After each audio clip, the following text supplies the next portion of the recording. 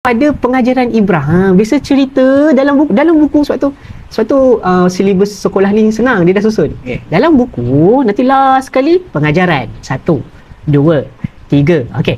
Pengajaran tu fokus sebab pengajaran tu lah yang nanti kita nak jadikan ibrah dan aktiviti.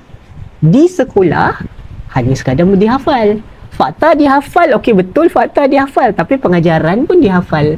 Pengajaran untuk diamal. Selepas diamal, dilakukan, diaplikasikan, dibuat projeknya, dibuat aktiviti yang relevan dengan umurnya anak-anak tu hari ini.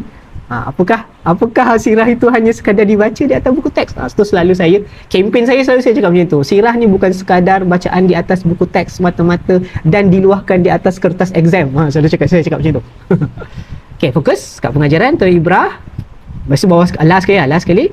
Lepas tu kita tambah baik pengajaran itu mengikut kesesuaian umur yang tadi saya cakap. Okey, tambah baiklah. Okey, topik-topik pengajaran tu tambah baik. Okey, apa kita nak ajarkan kat anak-anak? Fokus kat bahagian tersebut. Jangan fokus dekat bahagian fakta saja. Fokus dekat bahagian tersebut. Okey, hari ni saya tunjukkan sikitlah macam mana kita nak buat. Okey, jadi kalau tadi